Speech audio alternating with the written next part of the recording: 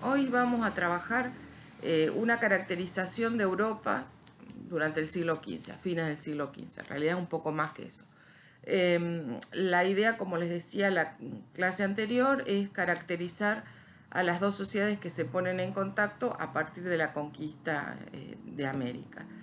En esta clase vamos a trabajar 4 cuestiones: el feudalismo, las características del feudalismo, el debilitamiento de las estructuras feudales, la Europa durante el siglo XV, cuáles son los rasgos tanto heredados del feudalismo como aquellos que suponen alguna forma de ruptura con la herencia feudal, y después vamos a tratar de focalizarnos en los reinos ibéricos y Castilla. A veces ustedes van a ver que me equivoco y digo España.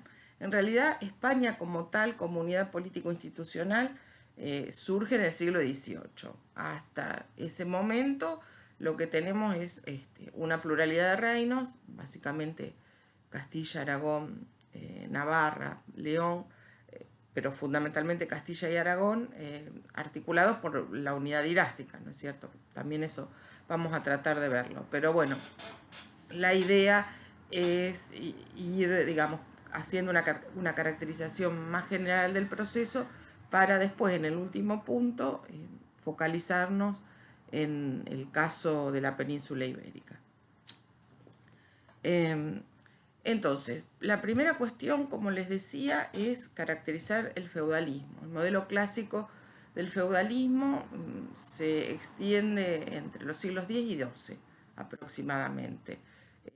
Toda definición de estos grandes modelos de organización socioeconómica, política, cultural, obviamente suponen una caracterización ideal, y los casos históricos seguramente nunca se adaptan tal cual exactamente a la definición que damos, pero si tuviéramos que decir en qué momento esta caracterización del feudalismo se aplica de manera general a la mayor parte de las regiones europeas, tendríamos que ubicarnos aproximadamente en los siglos X y XII. Lo primero también que les quería plantear es, bueno, explicarles por qué vamos a caracterizar el feudalismo, que les digo que encuentra su momento de desarrollo más pleno entre los siglos X y XII, si lo que queremos trabajar es Europa durante el siglo XV, más específicamente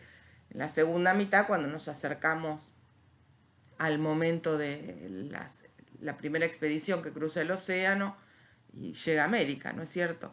Bueno, para empezar, porque los elementos que nosotros vamos a ver que caracterizan al siglo XV, en general, ya sea por oposición o por cercanía o por similitud, remiten a la dinámica feudal y a sus secuelas. Entonces, para entender algunas cuestiones que pasan en el siglo XV, tenemos que saber cómo funcionaba el orden feudal. Y en segundo lugar, porque además muchas de las características del régimen feudal se proyectan más allá del siglo XV, en particular en la península ibérica y por ende en los territorios americanos bajo su dominio. Entonces, en el punto de partida, ¿cómo encontramos el surgimiento del feudalismo? ¿Cuándo emergen esas formas de organización feudal? Bueno, en principio cuando se producen las llamadas invasiones bárbaras de los pueblos bárbaros y la caída del Imperio Romano de Occidente. Los pueblos bárbaros son pueblos del norte de Europa o incluso de Asia que, digamos, desestabilizan el orden imperial, y a partir de la caída del Imperio Romano son sobre todo los pueblos germánicos, los pueblos del norte de Europa, los que van a tener el protagonismo principal en la gestación del mundo feudal. Lo que ocurre con la caída del Imperio Romano de Occidente es que colapsan las estructuras defensivas y por lo tanto hay, en primer lugar, un gran desplazamiento de la población de las ciudades al campo. En segundo lugar, estas poblaciones que huyen de las ciudades, que han sido testigos de las invasiones bárbaras, el caso que ustedes van a trabajar en teoría política es la invasión de Roma en el siglo IV y V, que aparece en la Ciudad de Dios de San Agustín, les decía, a partir de ese desplazamiento de la población de la ciudad al campo, empiezan a surgir relaciones vasalláticas entre jefes de las huestes militares y hombres que se someten a ellos a cambio de protección. Y acá hablamos en masculino porque fácticamente estas relaciones vasalláticas involucran a hombres. Obviamente el hombre es la cabeza de familia y las mujeres quedarán encuadradas en esa misma lógica. Pero bueno, ¿qué ocurre entonces? Es que estas relaciones vasalláticas gestan una trama de vínculos personales entre el señor feudal y sus vasallos. Y esos vínculos personales son planteados por la historiografía como relaciones de dominio. El dominio en principio eran las tierras del señor feudal que explotaba de manera directa o se las concedía a los campesinos, sometidos bajo vínculos vasalláticos, a cambio de una renta, pero también las tierras despobladas, los caminos, los ríos, los puentes, y esto es importante tenerlo en cuenta porque, bueno, el dominio señorial en esta vasta configuración es la fuente de ingresos del señor feudal. Y después, ya cuando avancemos al siglo XII o XIII y veamos la expansión de las rutas mercantiles, vamos a ver que la pertenencia de los caminos, por ejemplo, al dominio señorial implica que los comerciantes le tienen que pagar un peaje al señor feudal, que es algo que ustedes van a poder recorrer con más profundidad en el texto de Susana Bianchi. Y entonces les decía, el dominio es la base de ese conjunto de relaciones de subordinación que se van tramando entre los vasallos y el señor y que se van ampliando a lo largo de los siglos. ¿Cuáles son las características estructurales del feudalismo? En el plano económico podemos decir que se trata de una economía de base agraria. Las actividades comerciales ocupan un rango mucho menor y son en algún punto periféricas dentro del sistema, apuntan al comercio suntuario, como vamos a ver después. Entonces, en esta economía de base agraria, la apropiación del trabajo excedente y la acumulación de los frutos de ese trabajo son el resultado de mecanismos de coacción extraeconómica. Coacción extraeconómica, ¿qué quiere decir? Que lo que obliga a un campesino, por ejemplo, a prestar trabajo al señor feudal no es una relación económica como podría ser el salario, sino esa relación vasallática que exige fidelidad, subordinación y por supuesto la entrega de una renta al señor feudal. La renta puede ser en trabajo, es decir, el campesino trabaja unos días en su propia parcela, que siempre es pequeña, un minifundio, y otra cantidad de días en la propiedad del señor feudal. Esta renta en trabajo tiene el nombre de corvea. Con el paso del tiempo se va a ir complejizando la situación de la actividad agraria y va a ser posible que la renta, en vez de entregarse en trabajo, se entregue en especies o en dinero.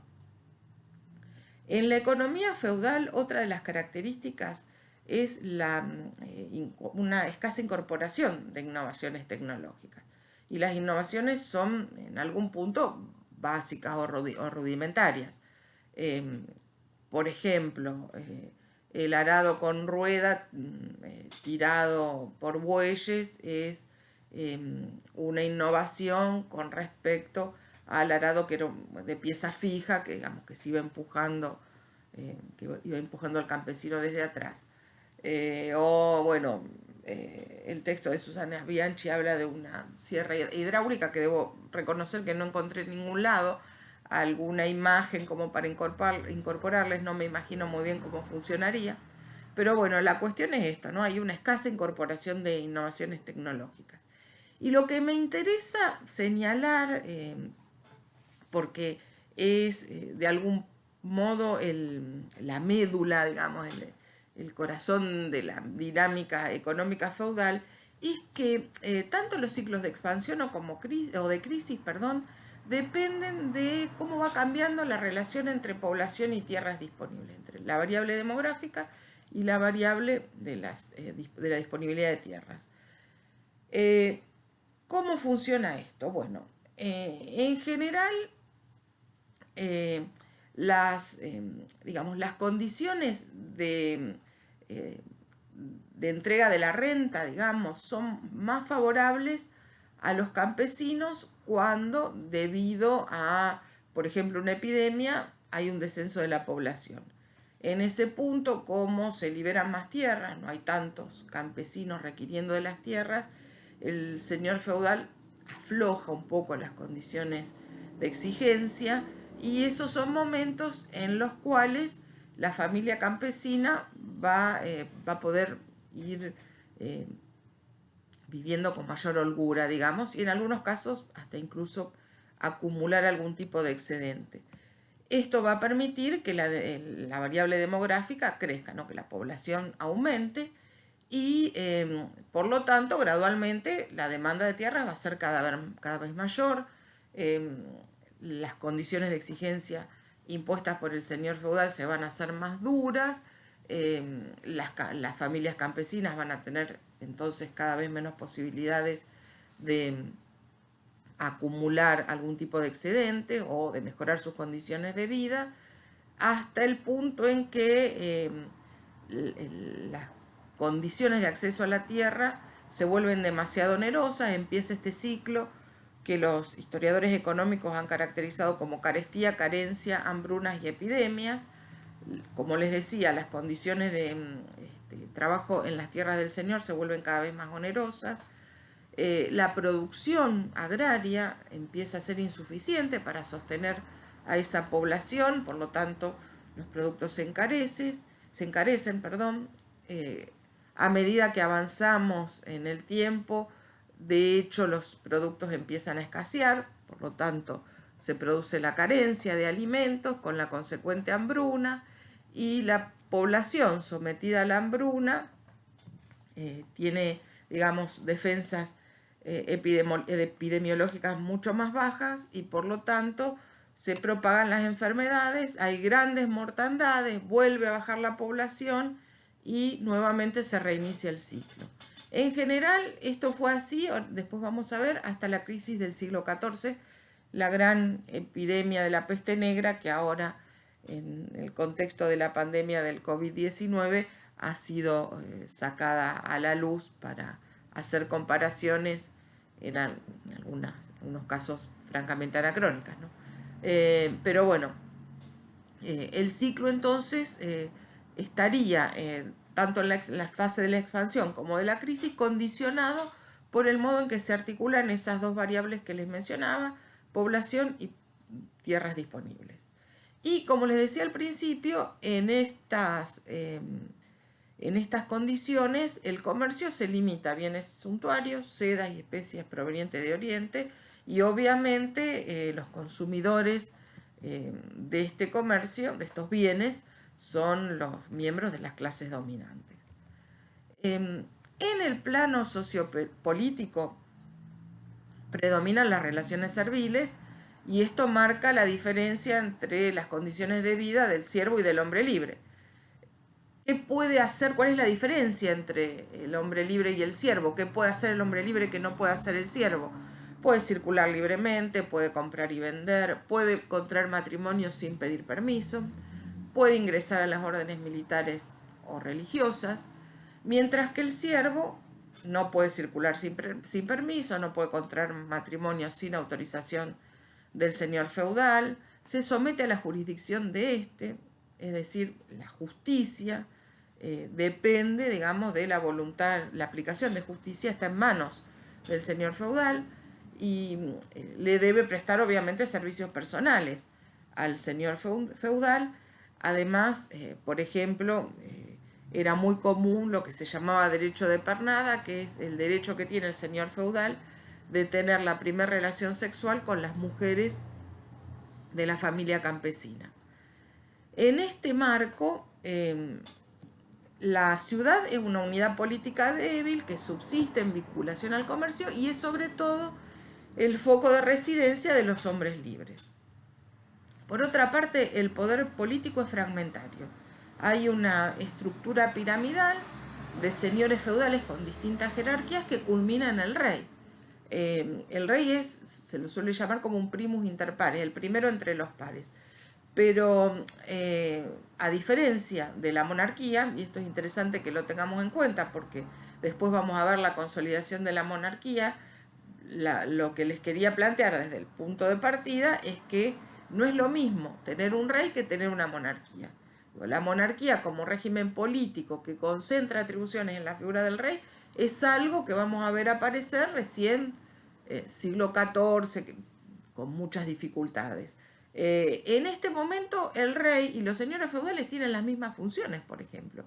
Funciones jurisdiccionales, es decir, de aplicar justicia, de defensa, tienen las mismas atribuciones, las mismas posibilidades de obtener renta feudal. Lo que hay es una jerarquía, como les decía, por la cual, en función sobre todo del mérito guerrero, algunos disponen de más tierras, de más vasallos, pero no hay una estructura política centralizada, sino, como les decía, se trata de un poder político fragmentario.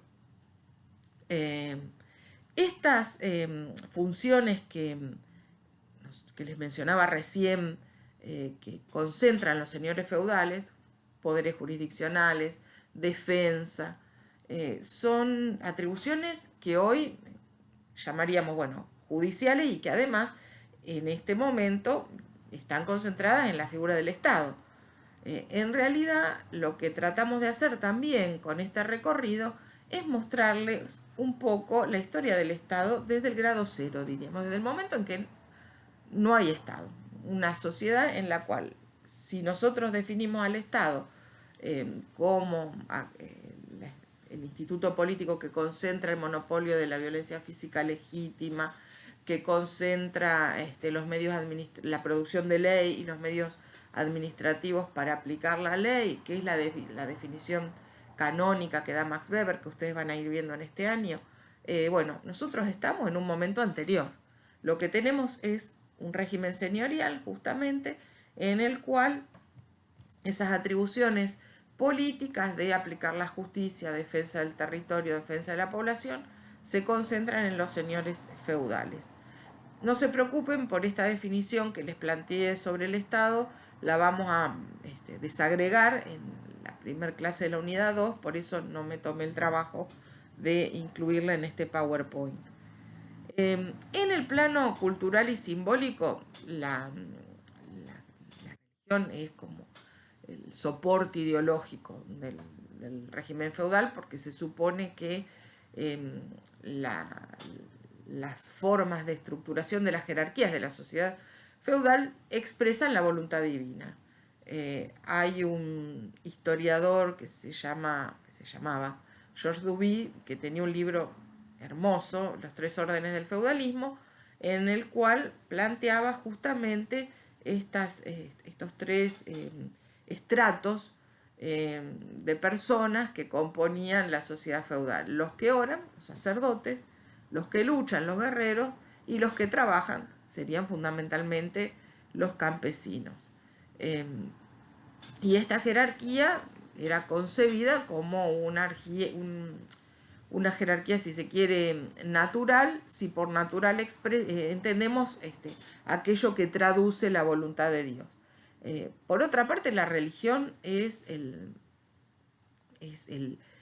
núcleo de gestación de una gran cantidad de actividades culturales. Los grandes centros culturales de la Edad Media son los conventos, por eso hablamos de una cultura monacal. E incluso las universidades que se crean a partir del siglo XI surgen, digamos, amparadas en la lógica monacal. Y otro elemento importante para pensar el plano cultural y simbólico es la mentalidad caballeresca, que es otra cuestión que también aparece en el texto de Bianchi que ustedes tienen para leer. El ideal de nobleza es un hombre religioso y conquistador que está dispuesto a luchar hasta morir y las cruzadas serían la empresa en la cual se pone en juego este perfil, este ideal de hombre caballeresco, ¿no? Pero al mismo tiempo, y esto no aparece en el texto de Bianchi, la mentalidad caballeresca es una de las piedras angulares en la historia del patriarcado occidental. Estas imágenes del amor cortés que empiezan a aparecer en la canción de Gesta, que a lo mejor ustedes han visto en la secundaria, en literatura, en realidad lo que traducen es un imaginario de época en el cual el vínculo con las mujeres se negocia entre los hombres. La mujer es el objeto o la prenda de negociación entre los hombres.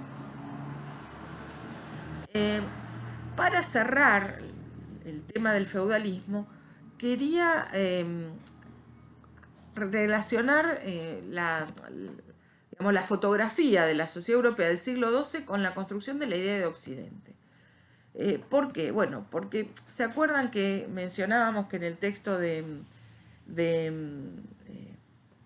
Enrique Dussel hay una referencia al modo en que los pueblos del norte de Europa se arrogan, lo voy a leer textualmente, el pueblo del norte de Europa, Alemania, Inglaterra en particular, está citando el análisis que hace Hegel, el filósofo alemán del siglo, fines del XVIII, principios del XIX, se muere en 1832 Hegel, y Dussel está analizando cómo toma Hegel esta caracterización de Europa. Bueno, para Hegel, dice Dussel, Europa es el norte de Europa, dice, y ese pueblo, el norte de Europa, es el portador de un derecho absoluto, es el portador del espíritu absoluto, ante el cual todo otro pueblo, dice Dussel, carece de derechos.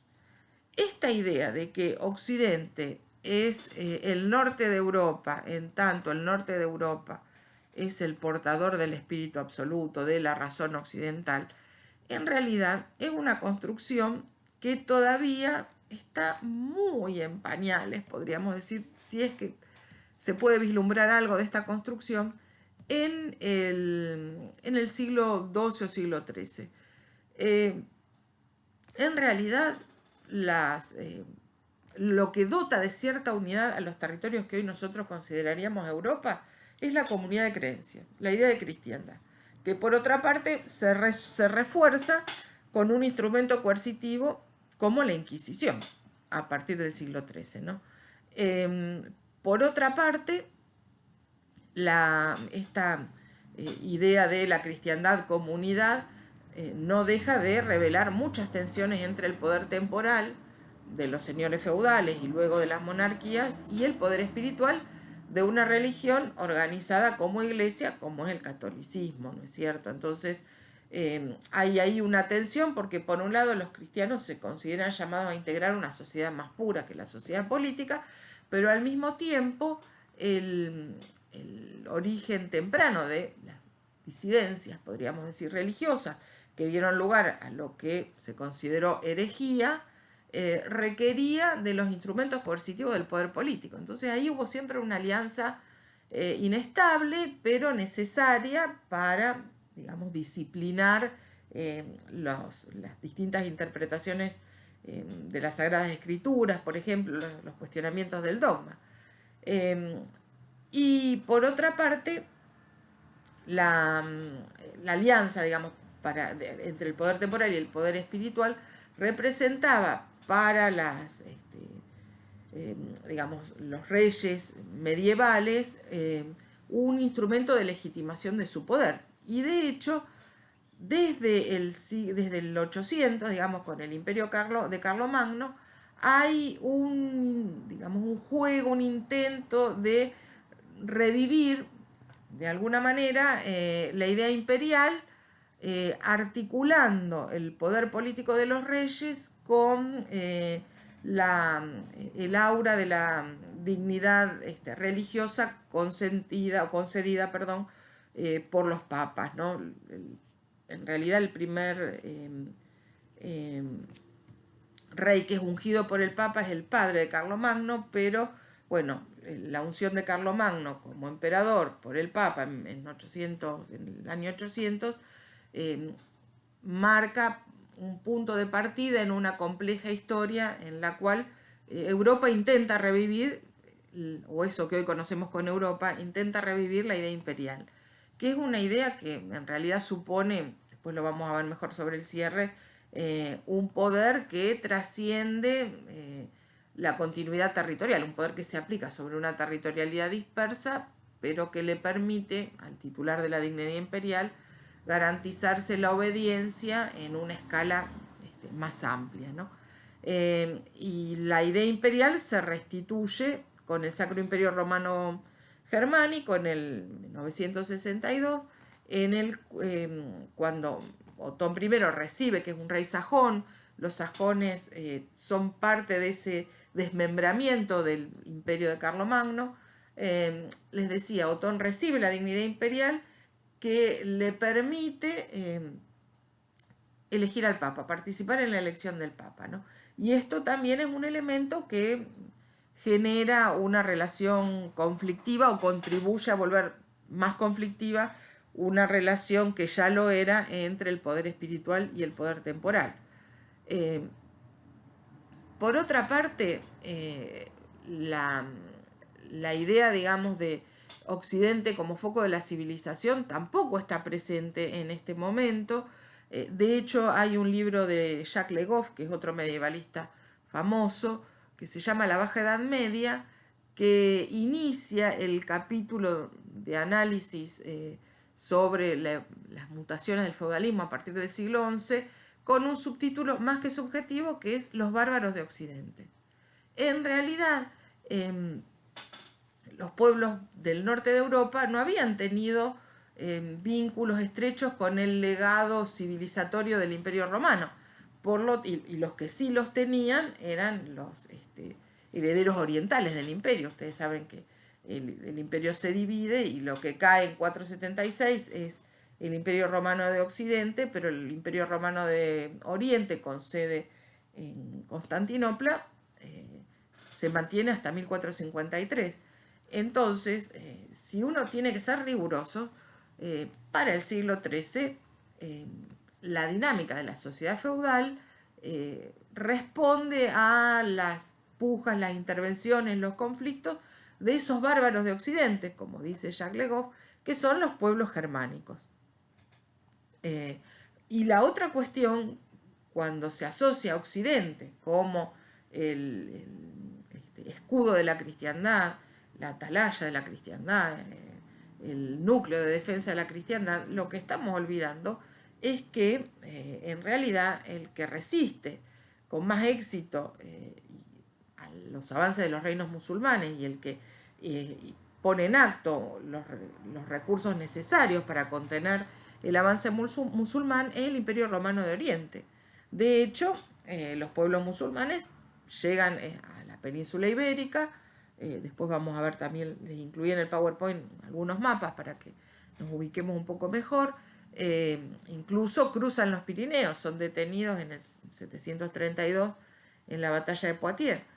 Pero en realidad, si uno recorre los cronistas de la época o el Cantar de Gesta, que se expande en este periodo, la imagen de la cristiandad es la imagen de una cristiandad asediada y fundamentalmente por los pueblos musulmanes. Y de hecho las cruzadas son esa empresa en la que se pone en juego el perfil religioso y militar del ideal caballeresco que emprende la larga travesía de llegar hasta las tierras, hasta Tierra Santa, para expulsar a los musulmanes y de paso en el camino abrir rutas comerciales.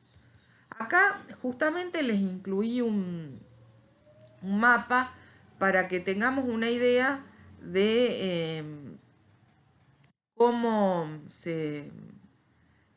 de las proporciones, podríamos decir en un punto, ¿no? Bueno, cuando estamos hablando de Europa como el horizonte de la cristiandad, la defensa de la cristiandad, en realidad fíjense que la mayor parte del mundo conocido hasta ese momento o formaba parte del Imperio Bizantino o, que es el Imperio Romano de Oriente, o estaba en manos de reinos musulmanes de distinta procedencia, ¿no? No hace falta que retengamos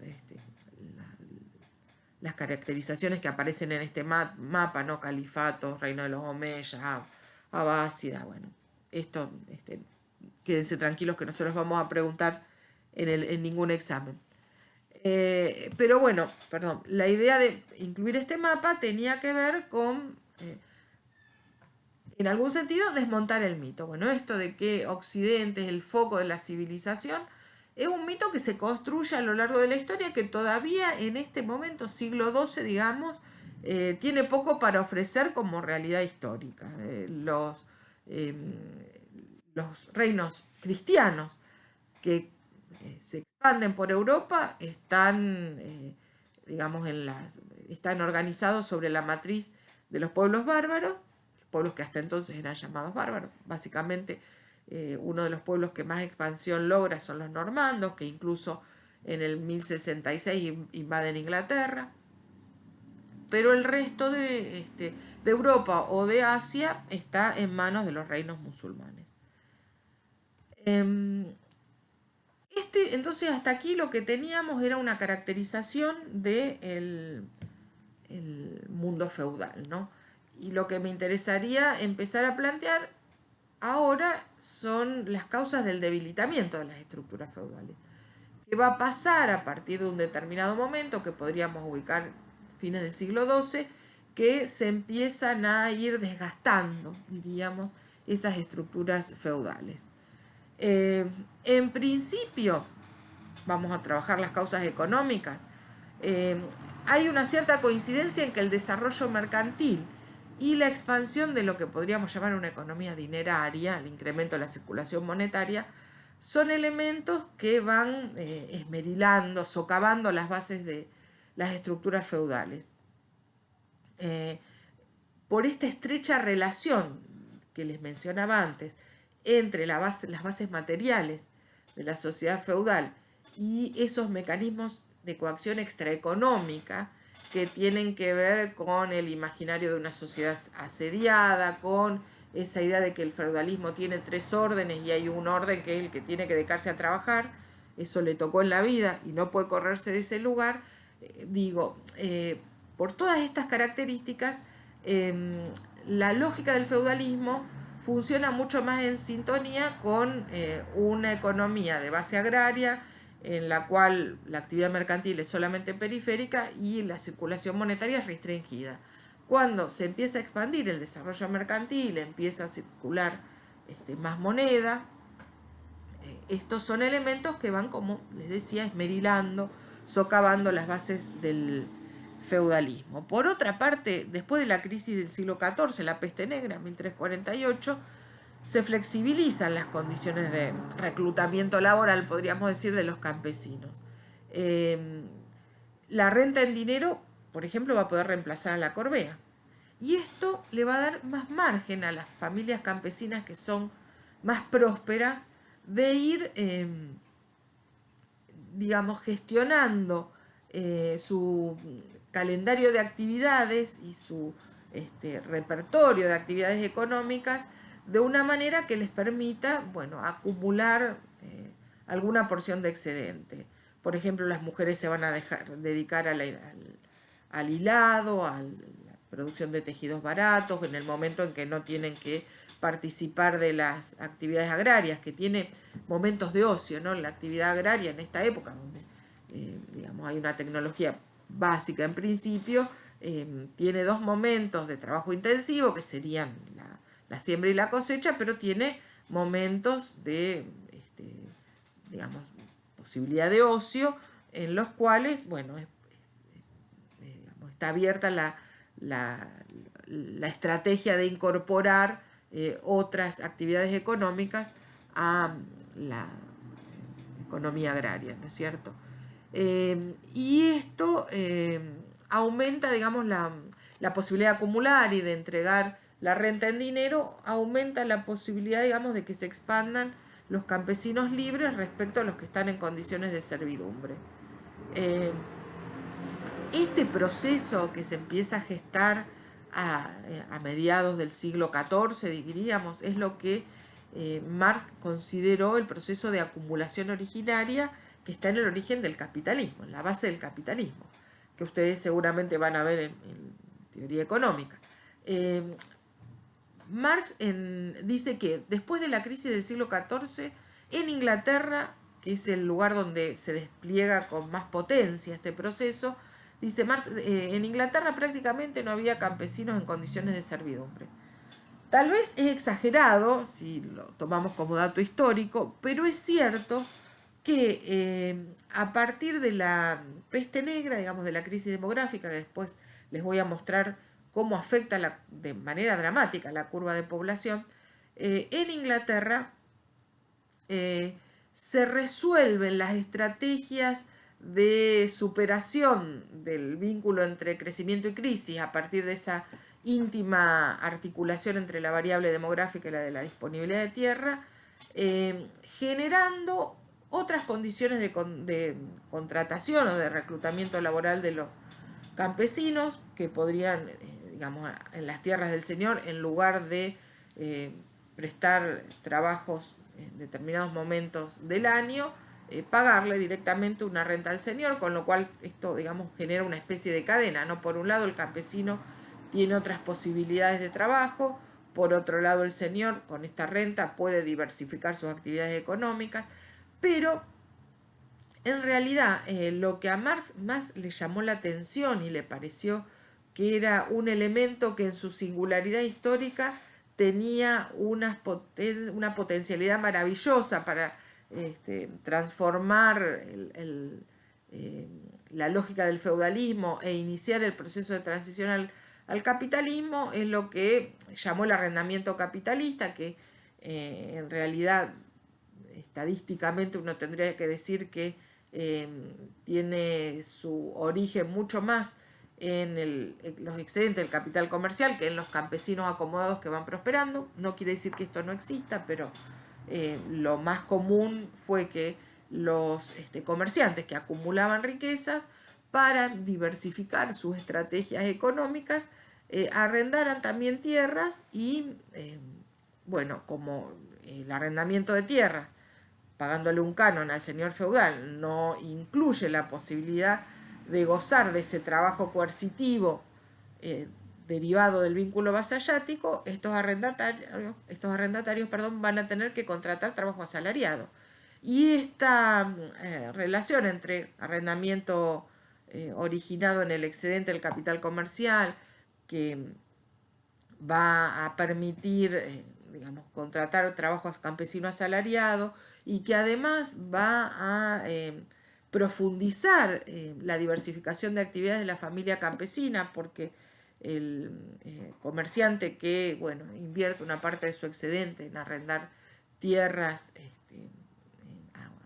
a algún señor feudal, también lo que va a hacer es aprovechar las destrezas digamos, en hilado y en tejido, en telar, que tenían las mujeres de la familia campesina, y entregarles, por ejemplo, hilos o lanas para que produzcan hilados, o hilos ya procesados para que produzcan telas baratas, ¿no? Esto se llamaba trabajo rural domiciliado, y esto es como que produce un encadenamiento, un círculo virtuoso, diríamos, un encadenamiento de actividades que van permitiendo una expansión cualitativa de la economía inglesa en la segunda mitad del siglo XIV.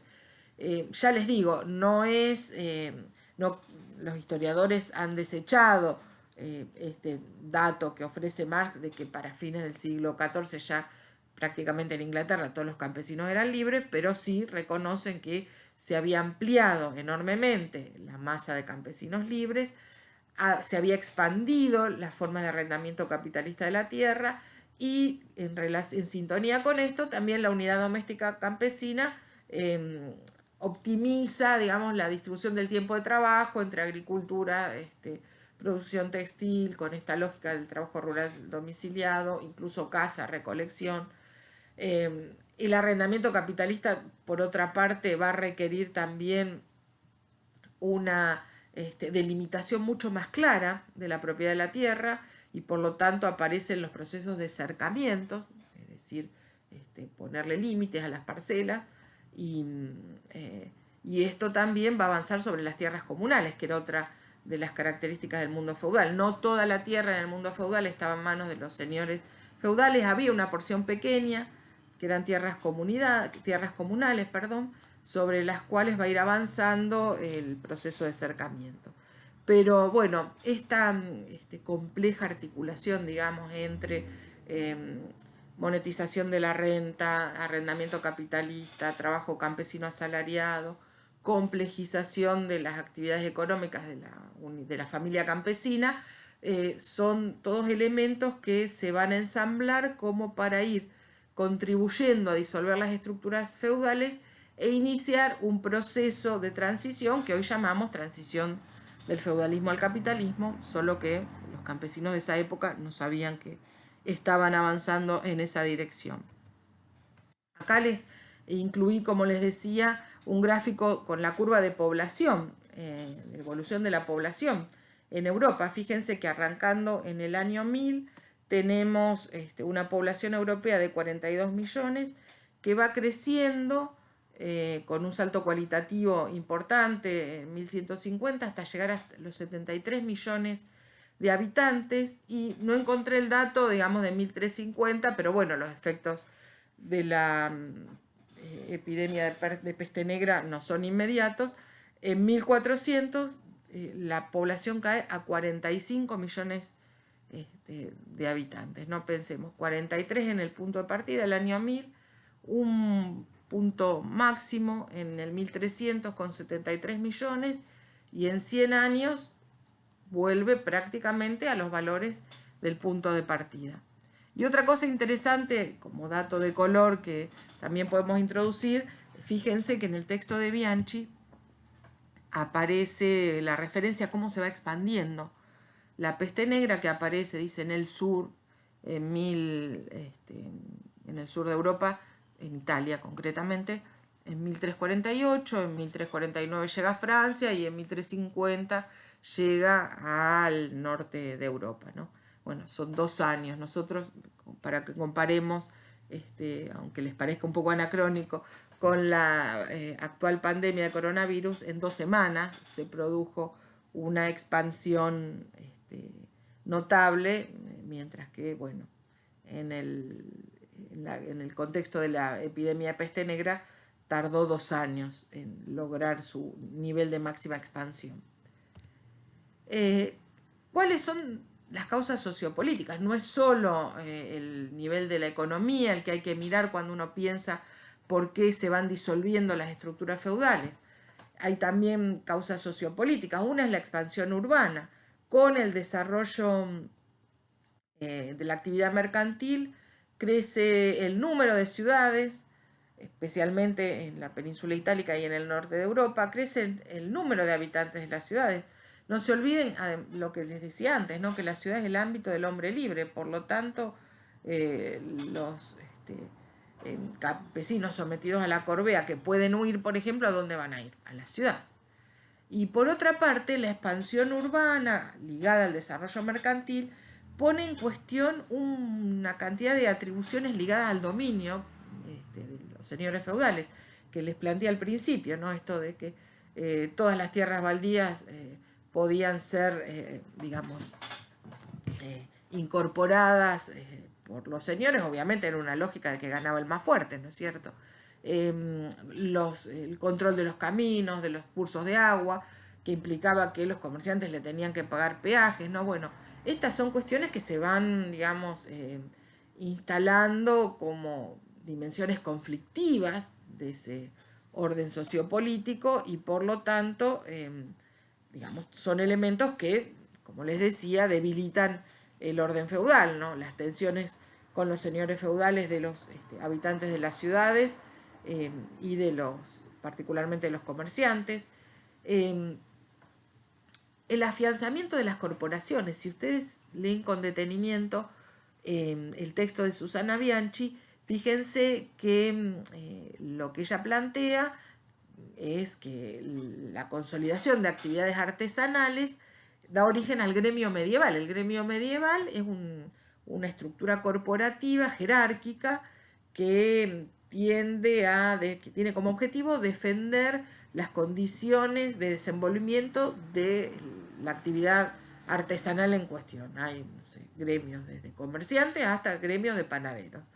Y esa estructura jerárquica al interior del gremio implica que hay maestros, que son los que están a la cabeza del gremio, oficiales, que son un eslabón intermedio, y los aprendices, que no cobran por trabajar, sino que digamos, consideran que la retribución es la posibilidad de aprender el oficio, y el maestro lo que hace es garantizarle la supervivencia, darle casa y comida. El crecimiento de las actividades mercantiles trae aparejado también el afianzamiento de las corporaciones, pero al mismo tiempo la resistencia de los sectores perjudicados por los privilegios corporativos. Y la otra cuestión que empieza a aparecer en el marco de este escenario de conflictos políticos, tanto con los señores feudales como al interior de algunas corporaciones, va a generar alianzas inestables con la monarquía. La monarquía aparece como el último recurso para inclinar la balanza a favor de alguno de los sectores en disputa, en todos los casos, ¿no? Siempre, digo, los comerciantes van a pensar que, bueno, la alianza con la monarquía les va a permitir combatir mejor en el frente que tienen abierto con los señores feudales. Algunos, por ejemplo, comerciantes no incluidos, pequeños comerciantes no incluidos en el gremio mercantil, van a pensar que el apoyo de la monarquía puede favorecer un aflojamiento de las condiciones jerárquicas que establecen las corporaciones, las oligarquías de las ciudades, que son cuerpos políticos libres con respecto a al orden político señorial, de privilegios, atribuciones jurisdiccionales, etcétera. También estas oligarquías urbanas piensan que la alianza con la monarquía las puede favorecer. Pero estas alianzas son inestables, y después vamos a ver cómo algunos de los sectores que entran en alianza con la monarquía después a veces quieren dar marcha atrás en ese proceso. Y acá les puse una larga cita que voy a desagregar para analizar con ustedes, de un autor que ustedes seguramente van a ver en teoría política, Quentin Skinner. El libro se llama Los fundamentos del pensamiento político, y me interesaba plantear las referencias que hace Skinner al desarrollo de las ciudades, que es, por otra parte, el punto de partida de su obra, de esta obra, ¿no? Los fundamentos del pensamiento político. El tomo 1 arranca con una descripción de la expansión de las ciudades. Concretamente, en las ciudades italianas se trata de ciudades que se han fortalecido en la lucha contra el Sacro Imperio. ¿Se acuerdan que hace unos minutos hablamos de la formación del Sacro Imperio Romano Germánico en 962, que digamos, le concede, junto con la investidura imperial a los reyes germánicos, la posibilidad de intervenir en la elección del Papa, y además de cobrar un tributo sobre los territorios que entrarían en el Sacro Imperio. Con el paso del tiempo, el poder del Sacro Imperio en realidad se limita a esta formalidad de pagarle un tributo, y bueno, cada ciudad italiana trata de encontrar la forma de desenvolver sus propias actividades económicas y políticas con la menor cantidad de influencias de parte del Sacro Imperio, ¿no? Pero en un momento el Sacro Imperio quiere retomar las riendas, y lo que describe el texto de Skinner es el modo en que las ciudades se van organizando para darle batalla al emperador y derrotar las armas del imperio, ¿no? Y lo que le llama la atención a Skinner no es solo esta posibilidad. Como dice, durante la larga lucha contra el Sacro Imperio, las ciudades de Lombardía y Toscana no solo lograron rechazar al emperador en el campo de batalla, lo cual no es poca cosa, es más que meritorio, pero además, y esto nos interesa para pensar cómo la política se va configurando como un ámbito específico, también dice construir toda una gama de armas ideológicas con las que trataron de legitimar esta continuada resistencia al soberano nominal. ¿Por qué esta idea de soberano nominal? Porque efectivamente las ciudades italianas soportaron, diríamos, el lastre del Sacro Imperio, mientras el soberano imperial solo tenía atribuciones nominales y bueno, la relación imperial se resolvía con el pago de un tributo anual.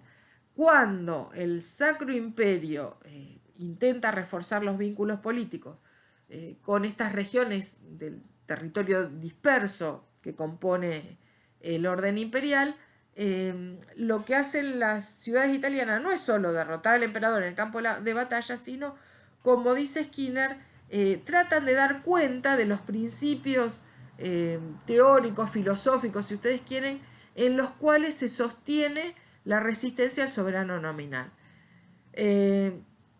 ¿Y cuáles son esos elementos ideológicos que permiten legitimar la resistencia al soberano nominal del Sacro Imperio? Dice Skinner, los propagandistas de la ciudad habitualmente tenían en mente dos ideas absolutamente claras y distintas. Una era la idea de su derecho a ser libres de todo dominio externo de su vida política, una afirmación de la soberanía. Otra era la idea de su correspondiente derecho a gobernarse como lo consideraran más apropiado, una defensa de sus existentes instituciones republicanas. Y acá me voy a detener también porque sobre, digamos, el fin de la Edad Media, o lo que se conoce como la Baja Edad Media, hay, digamos, tres formatos políticos disponibles para pensar cómo organizarse en este nivel. Uno es obviamente el imperio, como les decía antes, una territorialidad dispersa en la cual este poder que trasciende, digamos, la sede en la cual reside el poder imperial, en este caso los territorios germánicos, y puede articular en una escala más amplia la capacidad de imponer, por ejemplo, un tributo. El imperio es una idea disponible, viene del imperio romano, el imperio carolingio, el sacro imperio romano germánico, pero bueno, tiene estas dificultades. En realidad se trata, como dice Skinner, de un soberano nominal, porque en la práctica estas regiones distantes, dispersas, bueno, le rinden subordinación al emperador mientras el emperador no moleste demasiado. Cuando el emperador quiere hacer efectivo su poder, pasa lo que ocurrió en las ciudades italianas, que se resisten y logran derrotarlo incluso en el campo de batalla. La otra organización político-institucional de largo alcance es la Iglesia, digamos, cuyo poder coincide con el de la cristiandad y en este sentido se superpone con las aspiraciones de los señores feudales, los reyes e incluso el Sacro Imperio, cuando la relación empieza a tener fricciones. Pero la otra unidad política, también retomada de la antigüedad clásica, es la ciudad. Y lo que se pone de manifiesto en la lucha de las ciudades contra el Sacro Imperio es esta autoconciencia de las ciudades, como le dicen en algún pasaje eh, Skinner, de que son unidades políticas soberanas, le dicen, reafirman su soberanía y que como tales tienen derecho a gobernarse como quieran, que es básicamente asentándose en instituciones republicanas. Después, lo que vamos a ver es que con el paso del tiempo, ninguna de estas tres formas, digamos, se logra una reproducción de largo alcance y lo que vamos a tener, sí, entonces son monarquías territoriales. Pero en este momento, donde tenemos reyes, no tenemos monarquías y las unidades políticas de referencia son el imperio y la iglesia como unidades globales más abarcadoras, unidades macro diríamos, y la ciudad como una unidad política micro basada en instituciones republicanas. Entonces, este sería hasta aquí el panorama del proceso, digamos, de debilitamiento de las estructuras feudales. Con todo esto llegamos al siglo XV, ¿no? ¿Qué cuestiones tendríamos que tener en cuenta para pensar cuáles son las características de la sociedad europea del siglo XV? Por un lado es que a la salida de la crisis del siglo XIV hay un fortalecimiento notable de la economía mercantil, sobre todo en Inglaterra, en el norte de Europa y las ciudades italianas, pero esta economía mercantil va a sufrir un impacto enorme con la caída de Constantinopla a manos del Imperio Otomano en 1453, porque bueno, con el control de los turcos de la ciudad de Constantinopla, lo que va a ocurrir es que se corta la ruta del comercio suntuario con Oriente, ¿no? Que es el grueso de la actividad comercial de la época. Por otra parte, se reconfigura la dinámica del feudalismo a escala europea, porque ahora van a convivir, digamos, economías distintas con, digamos, una base territorial diferente. Por lo pronto, la economía basada en relaciones serviles es la que domina la mayor parte de Europa. Digamos, la base territorial de las relaciones serviles es la más extensa. Pero al mismo tiempo se desarrolla una economía mercantil basada en el principio, creo que ya lo planteamos en la clase anterior, de comprar barato y vender caro. Y esta economía, digamos, trasciende la escala territorial. Digamos, más allá de que la mayor parte de Europa esté bajo relaciones serviles, la economía mercantil puede, digamos, operar incluso sobre esos escenarios territoriales dominados por relaciones serviles. Y una tercera área que es sobre todo Inglaterra y el norte de Europa, en la que se van expandiendo gradualmente las relaciones salariales, particularmente en Inglaterra, como les decía antes, pero bueno, también hay algunos focos en, por ejemplo, lo que ahora sería Holanda, en alguna región del norte de Francia. Entonces, no podríamos decir que en la sociedad europea del siglo XV ya está agotado el feudalismo. A escala territorial, la mayor parte de Europa sigue, digamos, sosteniéndose en relaciones serviles, pero tal vez lo que habría que pensar es que esas relaciones serviles van a quedar subordinadas a la potencia expansiva del capital mercantil, que como les decía la clase pasada, según Marx es la forma más parasitaria del capital y por lo tanto puede, digamos, sacar beneficios de cualquier forma de organización económica. Y una región dinámica que se ubicaría en Inglaterra y en el norte de Europa, en la cual se van expandiendo gradualmente, como les decía, las relaciones salariales, que va a tomar la posta del proceso de transformación estructural que va a conducir al capitalismo. La otra cuestión que aparece también en el siglo XV es la tendencia a la concentración del poder político en la figura del rey. Sí, digamos, como dice Manet, la monarquía es un proceso más que una institución, por lo menos en este periodo, ¿no? En la Baja Edad Media. El punto de partida, digamos, está del fortalecimiento de la monarquía está claramente en el siglo XIV. Mediados del siglo XIV es una fase clave en ese proceso de consolidación de las monarquías. Al mismo tiempo, desde digamos, ya en la época feudal, pero sobre todo en el siglo XIV, se empiezan a presentar las primeras fisuras en la cristiandad, las primeras formas de disidencia religiosa, podríamos decir. Yo acá les menciono algunas de esas llamadas herejías. Siempre digo que le llamamos herejías a aquellas interpretaciones de las Sagradas Escrituras que perdieron. Si hubieran ganado serían la religión oficial. Bueno, pero como perdieron, fueron derrotados, esos grupos ahora los caracterizamos como herejes, ¿no? Tenemos en el siglo XI los cátaros, propagan el ascetismo y el rechazo del mundo material y critican esta iglesia muy ligada, muy involucrada en los conflictos del poder temporal, esa iglesia opulenta que acumula riquezas. Lo mismo disidencia o la herejía valdense.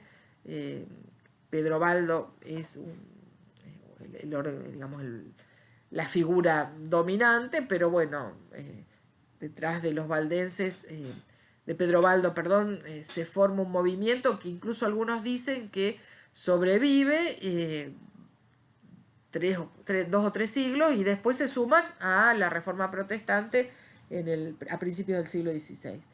Y Wycliffe en Inglaterra, que también va a cuestionar la intromisión de la Iglesia en asuntos temporales, incluso va a decir que en cuestiones temporales el poder del rey es superior al del Papa, ¿no?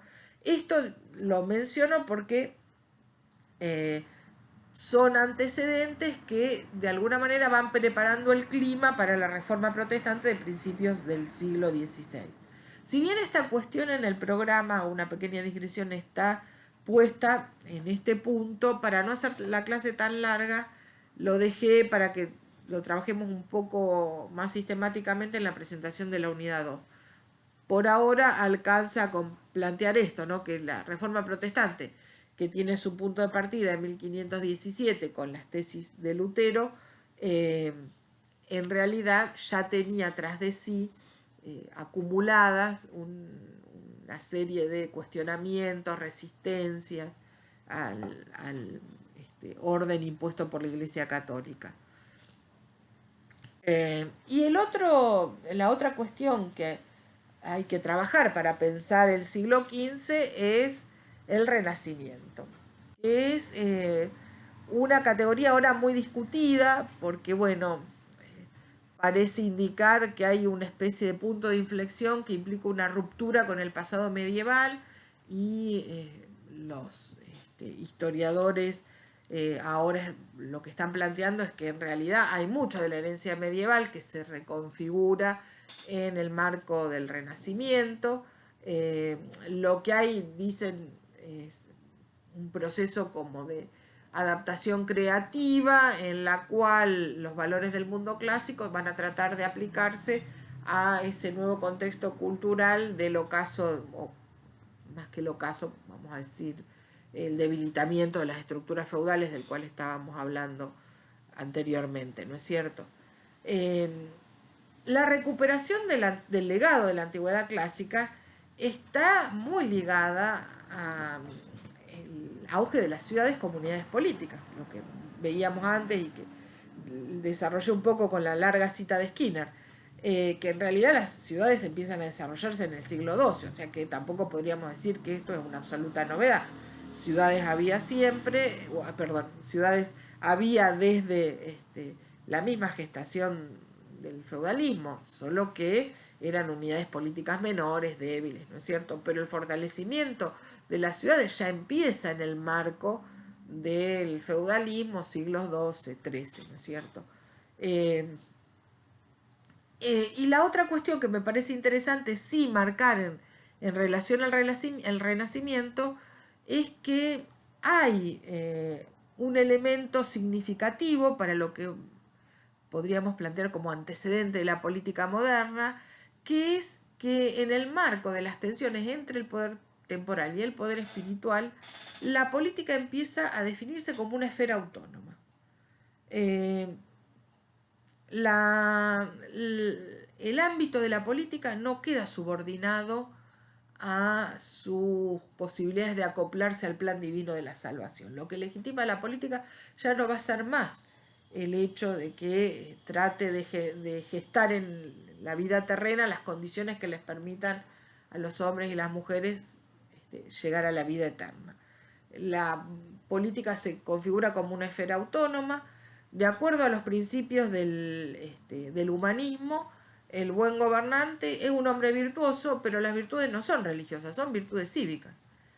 Y por otra parte, los fines del gobierno, como les decía, no son la salvación del alma, sino la prosperidad y la felicidad pública. Y acá les incluí un cuadro que analiza de manera magistral Quentin Skinner en un libro sobre la filosofía política y el arte, que se llama La alegoría del buen gobierno, que es de Ambrogio Lorenzetti. Es un fresco que está pintado en la sala digamos, del Consejo Municipal de Siena. Las 4 paredes, digamos, están pintadas con imágenes que representan el buen gobierno y el mal gobierno, ¿no? Tomé un detalle del fresco que es, digamos, la imagen del buen gobierno, o los efectos del buen gobierno sería. ¿En qué se traducen los efectos del buen gobierno? Y si miran detenidamente la imagen, en realidad se traducen los efectos del buen gobierno en las condiciones de la vida cotidiana de los hombres y mujeres. Digo, acá ustedes tienen un caballo cargado con productos, con, no sé, unas bolsas, ¿no es cierto?, que aludirían al comercio, en la, en el centro hacia la izquierda, diríamos, de la imagen, está la figura de un negocio, diríamos hoy, en el cual se está produciendo un intercambio. En el ángulo inferior izquierdo se reproduce la celebración de un matrimonio, dice Skinner. Digo, son todas, los efectos del buen gobierno son todas cuestiones que involucran la vida cotidiana, incluso la vida material de hombres y mujeres. El buen gobierno no tiene nada que ver ya con la salvación del alma. Este es un cuadro del siglo XIV, pero me parece que anticipa muy bien ese proceso que para nosotros va a ser tan importante, sobre todo cuando trabajemos siglo XVII, siglo XVIII, que es por un lado el de autonomización de la esfera de la política y por otro lado el de secularización o desacralización, ¿no es cierto? La sociedad, la política y la cultura van configurando un ámbito que se va escindiendo de las referencias a la divinidad o a la trascendencia en términos religiosos como elemento justificativo. La otra cuestión que aparece ligada al Renacimiento es la imagen de que el Renacimiento marca un punto de inflexión en, diríamos, la historia de la subjetividad moderna, ¿no? Ustedes saben que el modo en que nosotros nos autoconcebimos como sujeto, digo, sujeto como pliegue, como interioridad, como alguien que busca al interior de sí mismo las razones de sus propias condiciones de existencia, su modo de ser, etcétera, es un invento que tiene una historia, ¿no es cierto? Hay un sociólogo francés que se llama Pierre Bourdieu que dice algo así como, bueno, durante siglos la gente no se planteó que tenía una vida, simplemente vivía, porque sus condiciones materiales de existencia ni siquiera le permitían pararse a pensar que lo que hacía cuando vivía era tener una vida. Eso es fruto de la modernidad, ¿no es cierto? De la misma manera, uno podría decir estas características subjetivas de un yo singular también son un producto histórico. Y muchos historiadores del Renacimiento plantean que efectivamente acá podríamos encontrar un punto de inflexión en la experiencia reflexiva, dicen estos historiadores, en el marco de la cual toma cuerpo la idea de un yo singular, separado del resto de la sociedad y de la naturaleza, y que, digamos, daría origen al individualismo moderno. Lo que hay que aclarar acá es que la experiencia del yo no está disponible para el conjunto de la sociedad, ni mucho menos para las clases subalternas. Esto es una experiencia que se despliega en el marco de comunidades intelectuales, diríamos hoy, pero que no atraviesa el conjunto de la sociedad. Igualmente, es interesante pensar que aún en estos ámbitos reducidos, la posibilidad de pensar un yo singular va abriendo caminos para reflexionar sobre la relación de los hombres con la divinidad, sobre el modo en que los hombres piensan su tránsito por la historia, que son todas inquietudes que están en la base de los cuestionamientos a la Iglesia de Roma y que después se van a ligar con la Reforma Protestante o con las interpretaciones de la religión que dan lugar a la Reforma Protestante, porque bueno, son interpretaciones disidentes con respecto a las que produce la Iglesia romana. Por último, ya para cerrar, aguanten un ratito más, los reinos ibéricos y Castilla a fines del siglo XV. ¿Sí? Estas son todas las características del siglo XV, del Renacimiento, bueno, cómo digamos, se inscribe la península ibérica en este proceso, ¿no? Para trabajar la península ibérica hay que hacer referencia a la invasión de los moros. Desde el siglo VIII los moros ocupan la península ibérica, concretamente 712 es la batalla definitoria, incluso avanzan hasta el norte de los Pirineos. Hay un momento en que prácticamente ocupan toda la península ibérica, son detenidos, como les decía antes, en la batalla de Poitiers, pero bueno, los reinos cristianos en la península ibérica se limitan a lo que hoy sería la actual región de Asturias y los Pirineos. Lo demás está bajo dominio de los moros. Lo que hay que decir también es que bajo el dominio de los moros, en la península ibérica se desarrolla una actividad económica muy variada por oposición a esa economía de base agraria propia del feudalismo, ¿no?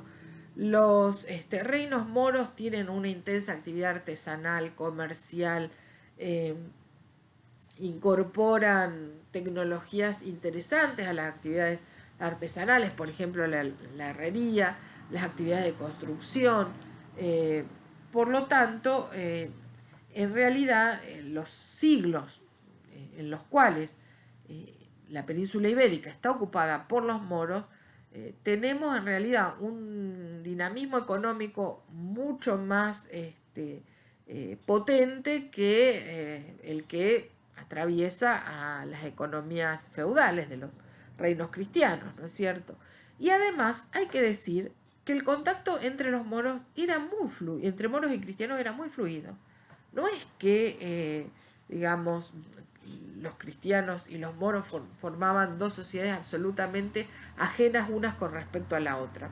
Esto lo planteo también para que pensemos cómo se van construyendo los mitos, digamos, de una cristiandad asediada con respecto a un enemigo que en este caso se, digamos, inscribe en la lógica religiosa, ¿no? El enemigo acá es el que cree en otra cosa, digamos, en un Dios diferente, ¿no?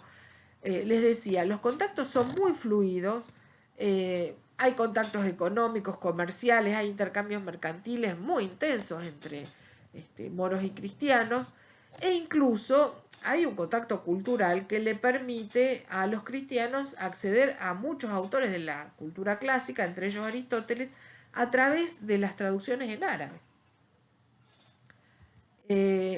Pero, digamos, en el siglo XIII comienza un proceso de reconquista sostenido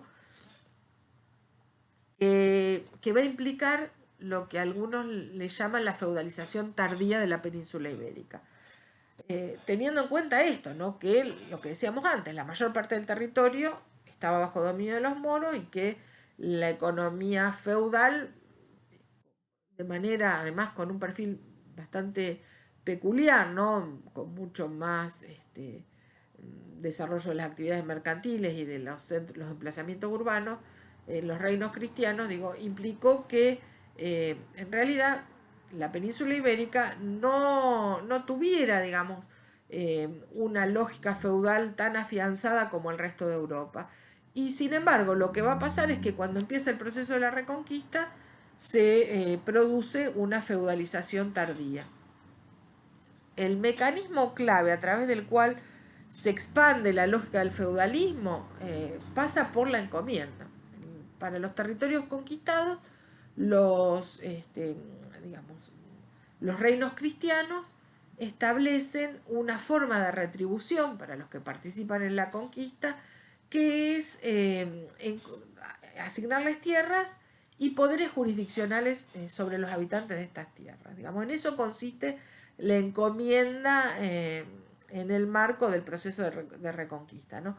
Ahora, tanto la entrega de tierras como los poderes jurisdiccionales implican un afianzamiento del poder de la aristocracia feudal, porque bueno, digamos, el control de esas tierras va a implicar que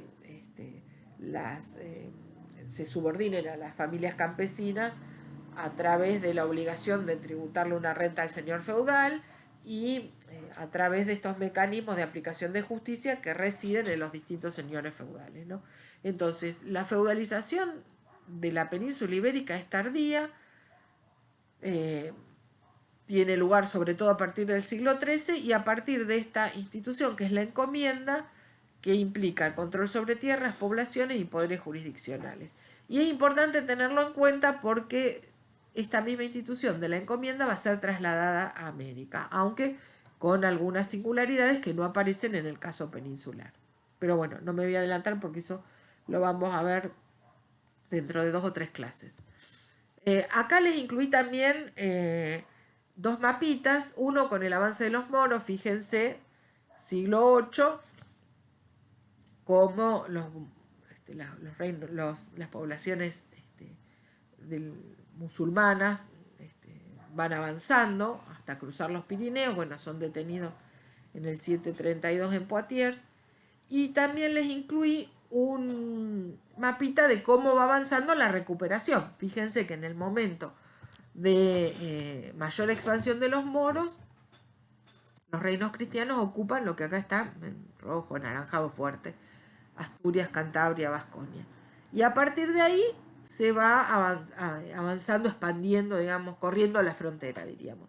En el costado inferior derecho tienen las referencias sobre, bueno, a qué siglos corresponde cada una de las fases del corrimiento de la frontera. En el siglo XV, en los reinos ibéricos, comienza el proceso de consolidación de las monarquías, particularmente en Portugal, Castilla y Aragón.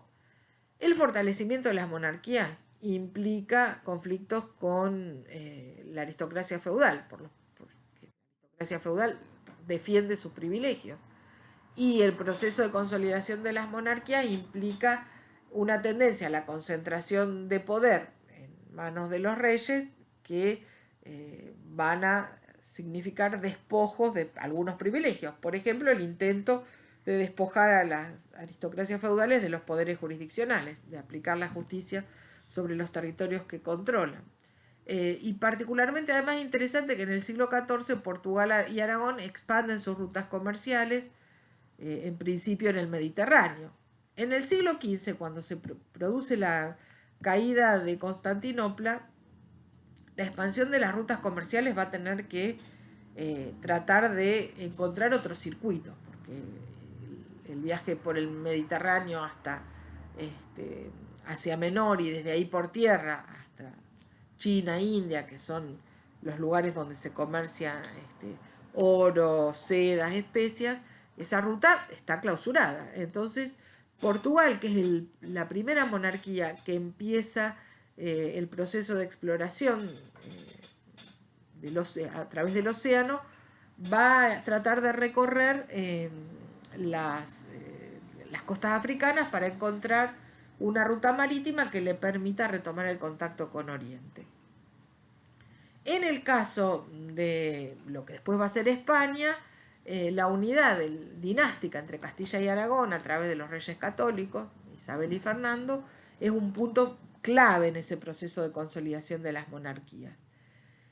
Y a través de la unidad dinástica, Castilla y Aragón van a liderar la última fase del proceso de reconquista, que además se convierte en una batalla ideológica, digamos, fundamental, que va a ser de la religión el cemento que aglutine a los distintos reinos, digamos. Ocupar el territorio que hasta ahora estaba controlado por los moros implica una batalla religiosa de afianzamiento del catolicismo, que le permite a la monarquía tener un elemento que, digamos, aglutine las disidencias, ¿no? Un elemento identitario, podríamos decir hoy, que permita superar esas diferencias concretas que tienen que ver con que en realidad tenemos distintos reinos, ¿no?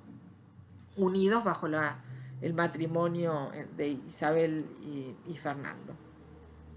Esa apelación a la religión como cimiento ideológico de la monarquía ya había tenido previamente un punto significativo con el establecimiento de la Inquisición, en 1480 en Castilla y en 1485 en Aragón. Pero la última fase de la Reconquista tiene lugar en 1492, con la conquista de Granada, el mismo año que Colón organiza la expedición que va a iniciar el proceso de invasión, conquista y colonización de América. Se produce la reconquista de Granada, la expulsión de los moros, y se obliga a los judíos a convertirse si no quieren ser expulsados. Y esta es otra cuestión que me olvidé de plantear. En realidad, cuando hablamos de la unidad de la cristiandad, no hay que perder de vista que esos siglos del feudalismo significaron que en realidad la cristiandad convivía con una religión distinta, que eran los judíos. En todas las ciudades medievales había barrios de judíos, las llamadas juderías. O sea que también acá uno podría pensar cómo, trazar la genealogía de ciertos procedimientos. Por ejemplo, el procedimiento de hacer de la diferencia religiosa un elemento de confrontación con el otro y de aglutinamiento, de las diferencias internas bajo la bandera de la fe. En realidad, durante toda la Edad Media, la cristiandad convivió con los judíos participaban de todas las actividades económicas, tenían una intervención muy importante en el comercio, eran los prestamistas privilegiados de los grandes señores feudales o los reyes, y sin embargo, a partir de esta última fase de la Reconquista, como se hace de la confrontación religiosa el elemento identitario, como les decía, de un conjunto fragmentado de unidades políticas, no solo se van a expulsar a los moros, sino que se va a obligar a los judíos a convertirlos si no quieren ser expulsados.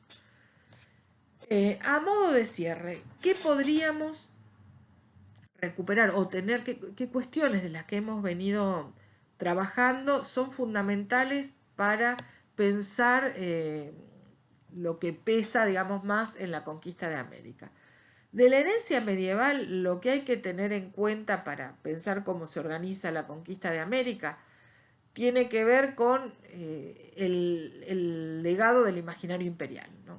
Porque cuando uno tiene que pensar cómo se representan a sí mismos los conquistadores peninsulares o la monarquía de Castilla, la empresa de construcción de un orden que va a incluir territorios que están del otro lado del Atlántico, lo que tienen disponible como herramienta intelectual, diríamos, es la idea de imperio, el imaginario imperial, que supone una autoridad política que se proyecta más allá de las discontinuidades territoriales, ¿no? Y el imaginario imperial va a guiar un poco a la corona de Castilla en la organización de los territorios de ultramar.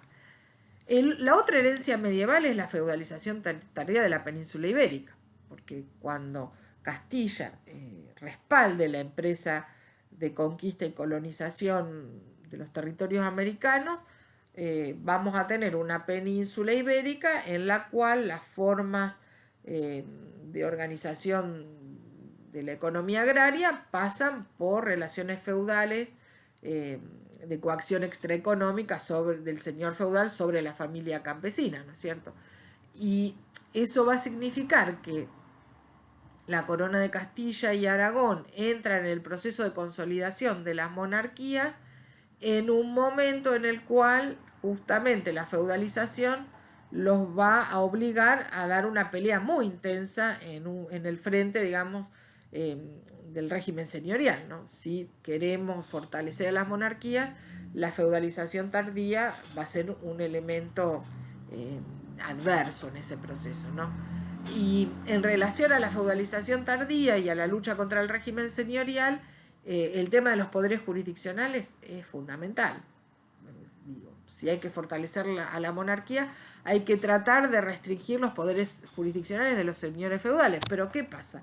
Cuando se inicie la conquista, la corona de Castilla va a respaldar la empresa conquistadora en el marco de un escenario donde los recursos son escasos. Por lo tanto, se va a tener que valer de los instrumentos disponibles para avanzar en la conquista, y el elemento institucional disponible es la encomienda, heredada de la reconquista de los territorios ocupados por los moros. Por lo tanto, una institución que tiene muchos elementos del régimen señorial. Y bueno, a medida que avance el proceso de organización del territorio colonial, la corona también va a tener que dar la lucha contra los conquistadores que reclaman para sí esas atribuciones ligadas al modelo señorial.